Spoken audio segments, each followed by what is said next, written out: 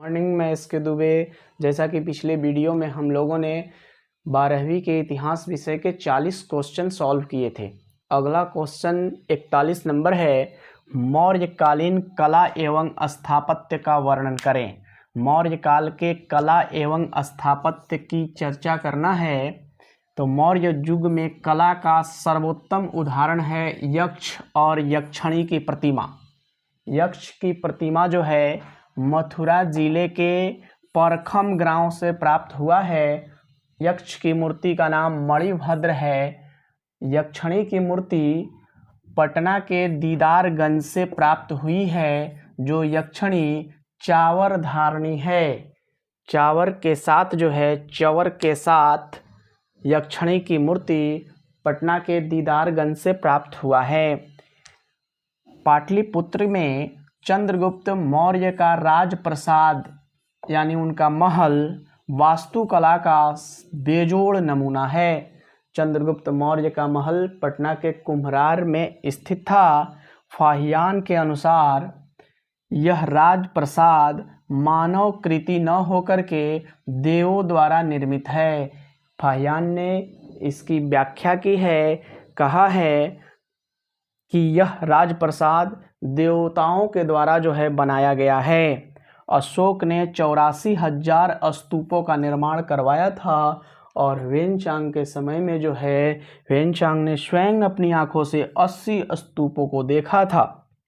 सांची का स्तूप मौर्य वास्तुकला का उत्कृष्ट नमूना है।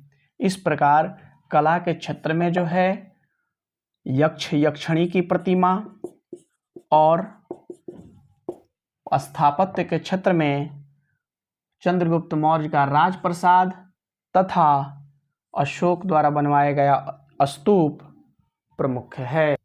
42 नंबर क्वेश्चन है, मौर्य प्रशासन का वर्णन करें। मौर्य काल का प्रशासन किस प्रकार संचालित होता था, इसका वर्णन करना है।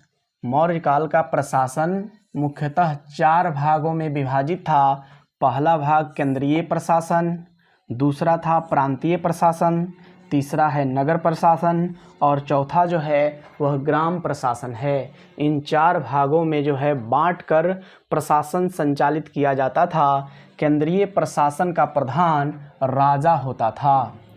केंद्रीय प्रशासन का प्रधान राजा होता था और राजा के सलाह एवं सहायता के लिए एक मंत्री परिषद होती थी। मंत्री परिषद में 12 से 20 तक मंत्री होते थे जिनका प्रधान महामात्य होता था। अर्थशास्त्र में 18 तीर्थों का उल्लेख मिलता है। मौर्य प्रशासन का दूसरा भाग प्रांतीय प्रशासन था।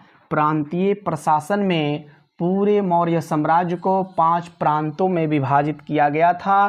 प्रांत के प्रधान को कुमार कहा जाता था जो राजा के नियंत्रण में होते थे।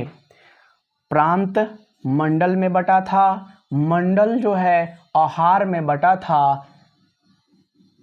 तीसरा मौर्य काल का प्रशासन नगर प्रशासन। मैगस्थनीज कहते हैं कि नगर का शासन जो है 30 सदस्यों की एक समिति के द्वारा होता था।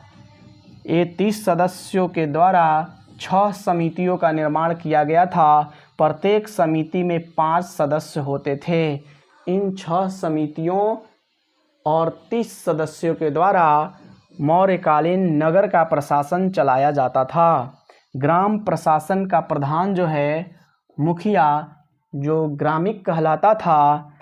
गांव में एक प्रशासनिक अधिकारी होता था जिसे भोजक कहा जाता था। इस प्रकार से ग्राम प्रशासन के साथ साथ राजा के सलाह और सहायता के लिए पुलिस व्यवस्था की गई थी। पुलिस व्यवस्था के साथ ही न्याय का भी न्यायपालिका की व्यवस्था मौर्य काल में था। इसके साथ ही गुप्तचर के द्वारा मौर्य काल का प्रशासन संचालित किया जाता था। 43 नंबर क्वेश्चन है, गंधार कला शैली की विशेषताओं का उल्लेख करें। गंधार भारत का गंधार प्रदेश पेशावर के निकट में काबुल घाटी का निम्न भाग और सिंधु घाटी के ऊपरी भाग में स्थित है गंधार प्रदेश। और इसी गंधार प्रदेश में एक कला शैली का विकास हुआ जिसे गंधार कला शैली के नाम से जाना जाता है। इस कला का विकास कुषाण काल में हुआ था।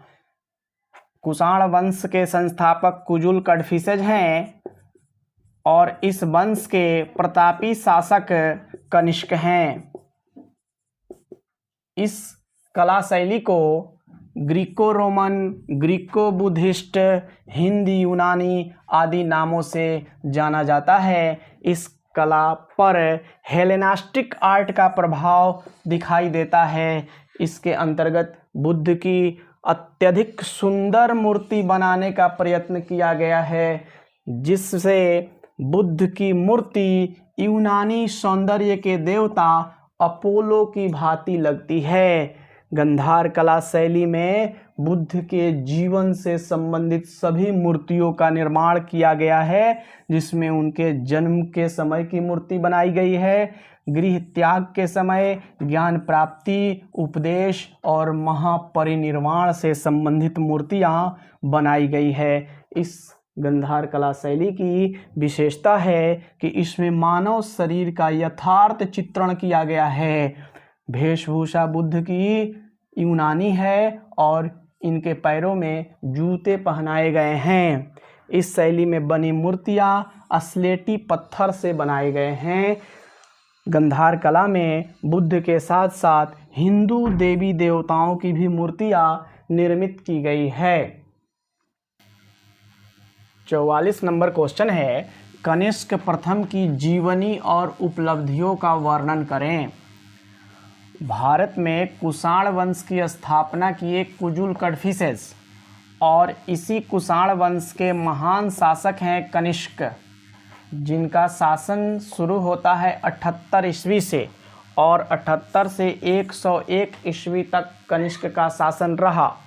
कनिष्क के राज्याभिषेक के समय से एक संवत की शुरुआत होती है जिसे शक संवत कहते हैं और शक संवत भारत का राष्ट्रीय संवत है। कनिष्क ने चीन को जीता एवं उसके सिल्क मार्ग पर अधिकार किया, जिससे कनिष्क को अधिक मात्रा में राजस्व की प्राप्ति होने लगी। भारत में नाशपाती एवं आड़ू की खेती की शुरुआत जो है कनिष्क ने किया। कनिष्क ने कश्मीर में कनिष्कपुर नगर की स्थापना की। यह बौद्ध धर्म की महायान शाखा का अनुयायी था। महायान शाखा के अनुयायी बुद्ध की मूर्तियों की पूजा करते थे।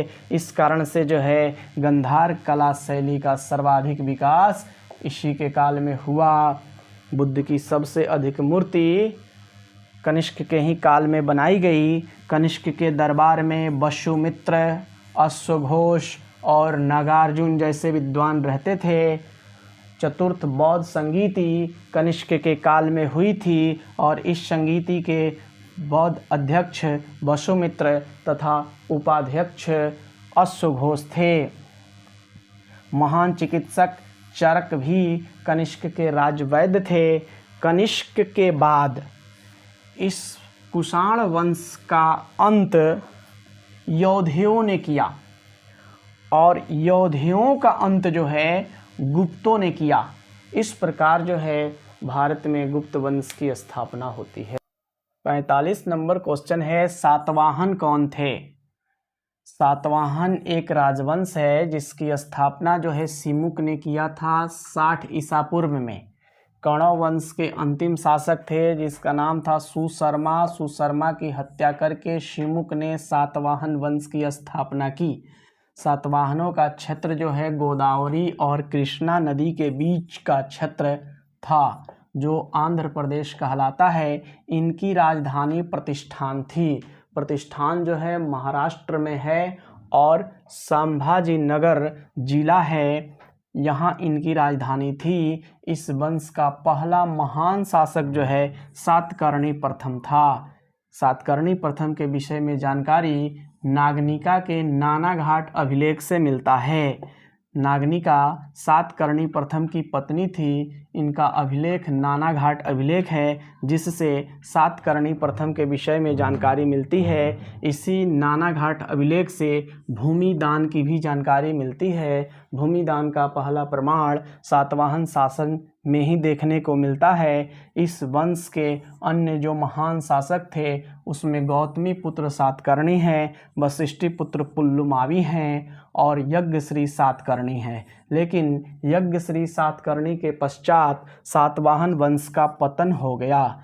सातवाहनों का समाज मातृशतात्मक थी। इस समाज में माताओं की यानी महिलाओं की प्रधानता थी, लेकिन राजा पुरुष ही बनता था। सातवाहन साम्राज्य की राजकीय भाषा संस्कृत और मराठी थी। इस समय में अमरावती कला का विकास हुआ। सातवाहन राज्य वंश के द्वारा अजंता एवं एलोरा की गुफाओं का निर्माण किया गया था। सातवाहन राजाओं ने चांदी, तांबा, सीसा, टीन, पोटीन, कांसा के सिक्के को चलाया। इस प्रकार सातवाहनों के बाद इक्ष्वाकु और बकाटकों ने साम्राज्य की स्थापना की। अब हम लोगों का अगला 45 से लेकर के 50 क्वेश्चन जो है अगले वीडियो में कवर करेंगे। धन्यवाद।